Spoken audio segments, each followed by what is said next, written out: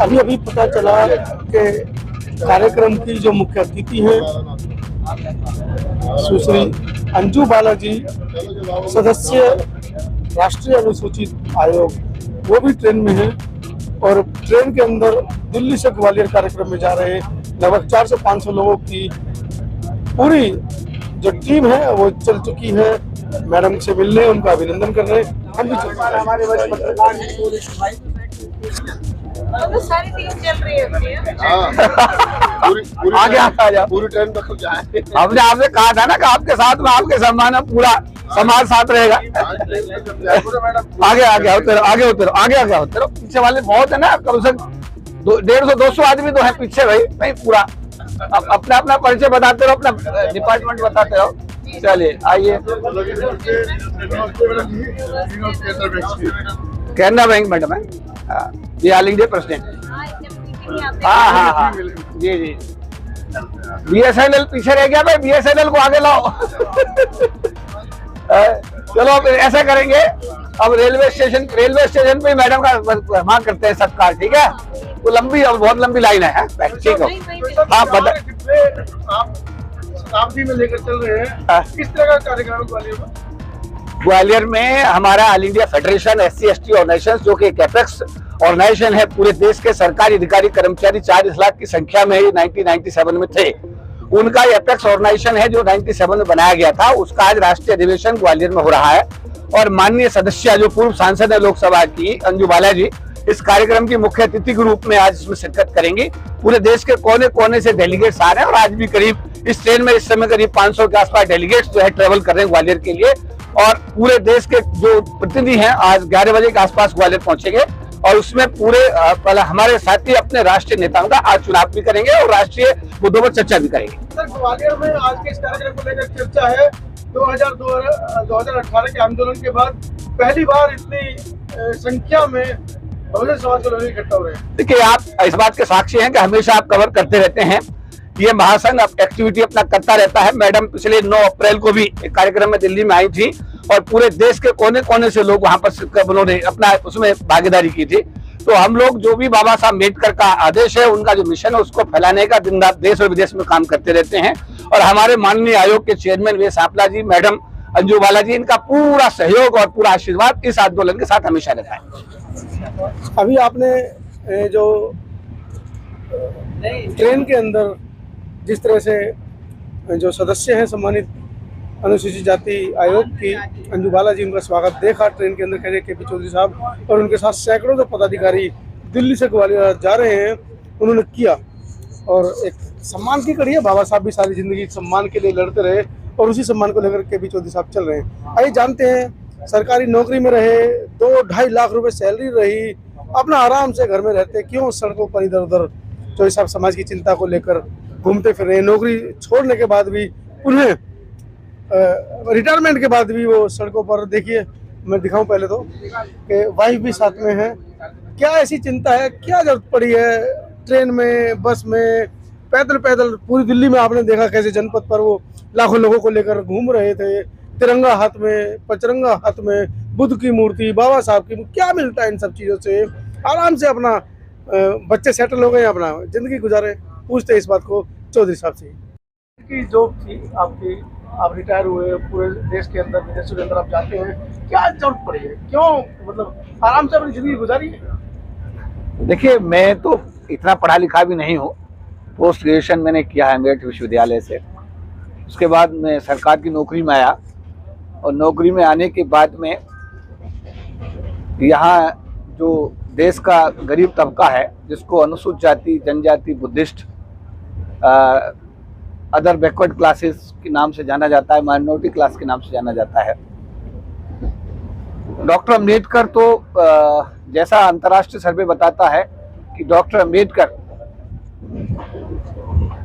एक ऐसे व्यक्ति हैं कि आज भी पूरे वर्ल्ड में, पूरी दुनिया में उनके समतुल्य, अगर योग्यता की बात करें, पढ़ाई लिखाई की बात करें, तो डॉक्टर अम्बेडकर से पढ़ा लिखा आदमी, ज़्यादा पढ़ा लिखा आदमी, ज़्यादा समझदार आदमी आज भी इंटरनेशनल सर्वे कहता है कि उनसे बड़ा आदमी को दुनिया में नहीं। उसके बावजूद भी उन्होंने अमेरिका में अपनी कोलंबिया विश्वविद्यालय में अपनी पढ़ाई पूरी की उन्होंने लंदन में अपनी पूरी लंदन स्कूल ऑफ इकोनॉमिक्स से अपनी पढ़ाई पूरी की।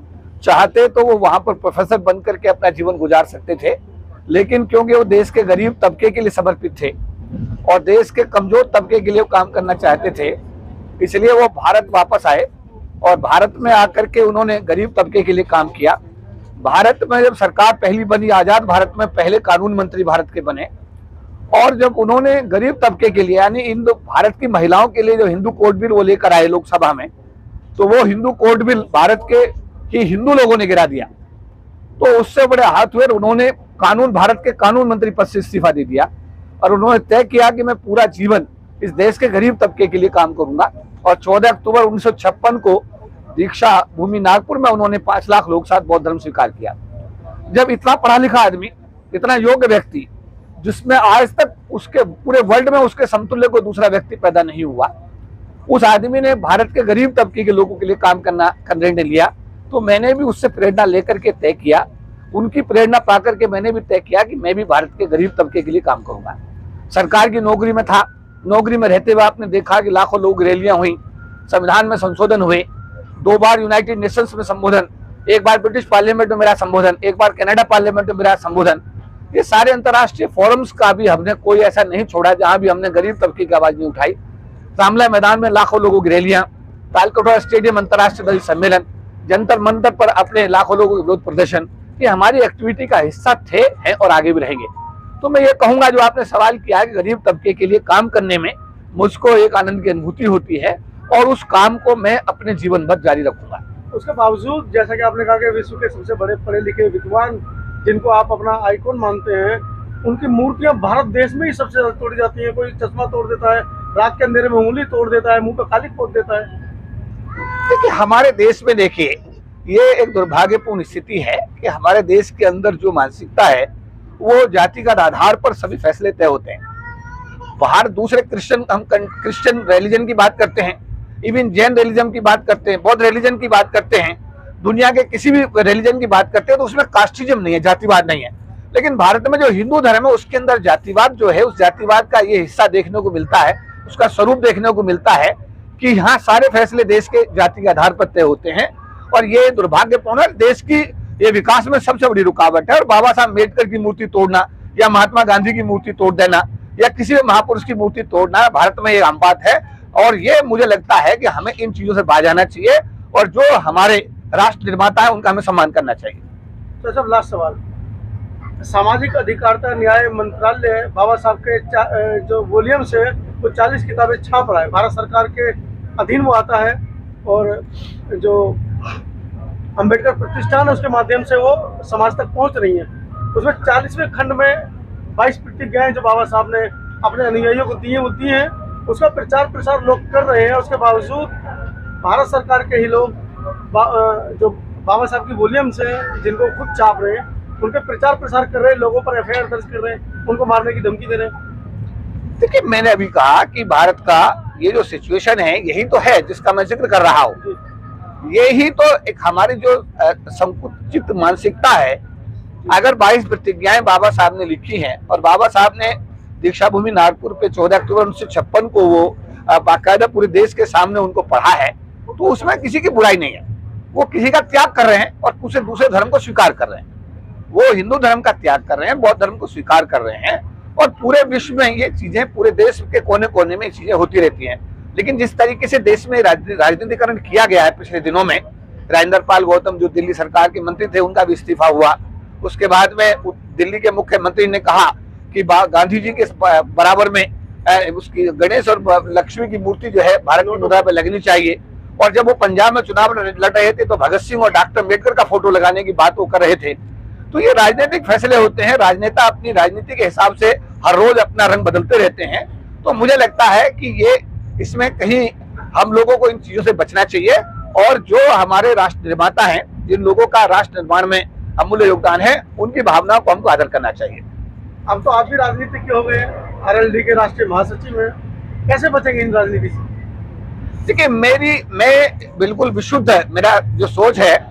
आप उस दिन मेरा इंटरव्यू ले रहे थे जिससे मुझे राष्ट्रीय महासचिव पार्टी का बनाया गया था और मेरे राष्ट्रीय अध्यक्ष जो चौधरी चरण सिंह भारत के भूतपूर्व प्रधानमंत्री हैं, उनके पौत्र हैं, वो वो चौधरी अजीत सिंह के बेटे हैं, इस समय राष्ट्रीय अध्यक्ष हैं। तो उनके साथ ही जब प्रेस वार्ता हो रही थी तो हमने कहा कि पहले मेरा समाज, उसके बाद पार्टी, पहले मेरा समाज, पहले मेरा देश, उसके बाद पार्टी। तो मेरी प्राथमिकता इसी तरीके से सरकार की नौकरी में भी रही है और भविष्य में भी, राजनीति में भी मेरे मापदंड हमेशा आप यही देखेंगे। आप जब भी मुझे चेक करेंगे, पहले मेरा समाज, मेरा देश और फिर मेरी पार्टी। तो चलते चलते एक आखिरी अपील या सुझाव, डॉक्टर अम्बेडकर के मिशन में हमारा दायित्व। देखिए, डॉक्टर अम्बेडकर ने पूरे देश के लोगों के लिए काम किया, भारत के गरीब तबके के लिए, एससी के लिए, एसटी के लिए, ओबीसी के लिए, माइनॉरिटी के लिए, महिलाओं के लिए और इवन सामान्य जाति के लोगों के लिए, सभी लोगों के लिए उन्होंने भारत का संविधान बनाया। और बड़ा सौभाग्य का विषय है कि भारत जो चलता है आज, भारत के संविधान से चलता है जो डॉक्टर बी आर अम्बेडकर ने बनाया। तो हम सब लोगों को बाबा साहब को पढ़ना चाहिए, उनको समझना चाहिए और उनके आदर्शों को अपने जीवन में उतार के भारत को एक सबल राष्ट्र बनाने की कोशिश करनी चाहिए।